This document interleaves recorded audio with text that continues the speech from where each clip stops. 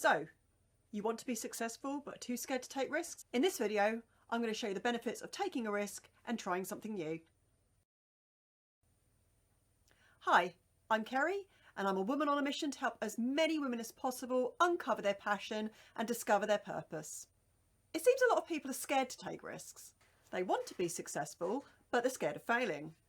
I'm here to tell you that if you don't take risks, you'll never achieve anything great in life. You need to be willing to go out there, try something new, even if the odds are against you. So, what is taking a risk? Taking a risk can be anything from trying something new to making a serious life change. It's important to understand why you are taking the risks and to consider all possible outcomes before you do so. Risk taking requires courage, strength, faith in yourself and your judgment and bravery, even if there is no guarantee of success. So, what are the benefits of taking a risk? Taking risks can be incredibly rewarding and beneficial regardless of the outcome. Taking risks helps gain valuable experience and knowledge that can be used throughout life. It encourages us to think outside the box and explore potential options that we may not have even considered before. Taking risks opens up opportunity for job opportunities and career changes, which could lead to even greater success down the line. By taking risks, we become more confident, resilient, and develop as individuals, essential for future success. Planning and preparation. When evaluating a risk, consider the potential rewards and losses, if it is in your control or relies on outside factors, and whether you have the resources to take it on. If you are deciding to go ahead with a risk, make sure that you research your options and create a plan that outlines all steps necessary for success. If your risk is within a job role, assign roles amongst those involved in taking the risk and make sure that they understand their responsibilities clearly. Overcoming fear. This is something that I've covered in my videos a lot. The concept of being too scared to try something new, to take a risk, to step outside your comfort zone. But this is ridiculously important to overcome. You don't have to completely overcome all fear, but you need to make sure your fear is not stopping you from going for things in your life that are going to make them better. One big thing is regarding your comfort zone. Basically, your comfort zone is like a circle that you're in the middle of. You have this comfort zone going around you.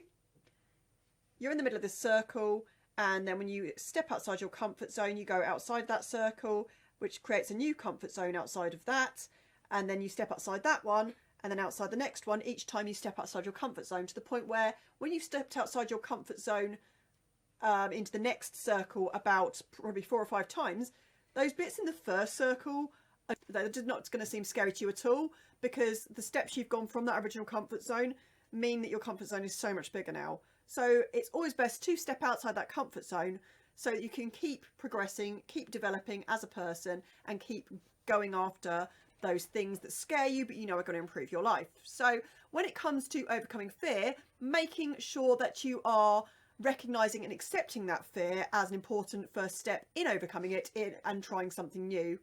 Reframing that fear into a more positive light can help focus on potential outcomes or experiences. Taking small steps towards achieving goals can build confidence and reduce stress associated with unfamiliar tasks. Just as I was saying with the comfort zone, when you take the small steps outside each individual comfort zone, it gets easier. For example, if you have a comfort zone with something, say it is along the lines of, let's go with public speaking, because that's quite a common one. If it's something that you want to do in your life but you're too scared to do at the moment, you can start with a comfort zone, and outside the comfort zone is literally just having a meeting and presenting on a Zoom call, for example. And then once you've stepped outside that, you can then go to the next step, which is presenting to a bigger audience. And don't go from jumping immediately outside your little comfort zone to going straight to the big outer comfort zone that would have developed by itself naturally. Don't go from doing nothing to suddenly speaking in front of 1,000 people, because you're not going to get anywhere from that. That is going to terrify you so much that you're never ever going to want to do anything close to it ever again. So it's always important to recognise what the fear is and to do it incrementally to get to the big final result. And you will get there, because once you get outside that first point of comfort zone, it does get easier and easier as it goes, because you realise that first step outside the comfort zone, actually when it comes down to it, wasn't as bad as you thought it was going to be. And so the next comfort zone is probably going to be the same. So always step out your comfort zone, so long as it does not directly negatively affect you or anyone else. So comparing yourself to other people too harshly can also cause a big problem in risks. For example, if you've got someone in your family, you've said you're going to risk this thing and they've said no because it's something you shouldn't do it, because it's something, and they've said no because it's something that would scare them too much. They're them, you're you. Maybe they wouldn't do it because they like to be in a more comfortable zone with no development, but maybe your entire thing in life is to step outside a comfort zone and develop more as a person. We're all different. We've all got different backgrounds. We've all got different life stories. We've all got different surroundings to us, different families, different friends, that sort of thing. So it's important to make sure this journey is your journey and not someone else's. And once you get over that and you realise that you can just do things for yourself, it does get a lot easier. So in conclusion, risk-taking encourages growth, self-discovery, resilience and creative thinking. It helps to make wise decisions in uncertain situations and explore potentials by discovering new passions and talents. And finally, taking risks also makes life more exciting, more interesting and provides more unique opportunities for adventure and exploration.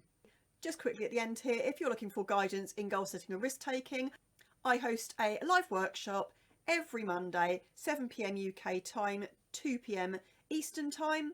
And it's basically about setting goals, how to keep the motivation, how to break those goals down and how to make sure the goals you're making are actually in line with your passions and your purpose, so that you're not just creating goals that you're not actually that interested in achieving.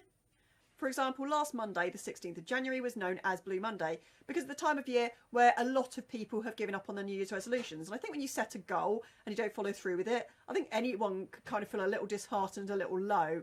And to have that in January, which is a dark season anyway, certainly for us in the Northern Hemisphere, it really doesn't help. So that is why it's referred to as Blue Monday. But if you set the right goals that are actually in line with what you really want to achieve and are actually going to improve your life, and you know the right motivation, the right ways to keep at them and keep going, it can make a huge difference with whether you achieve those goals or not. So please go to the link in my description and sign up to join my free workshop every Monday.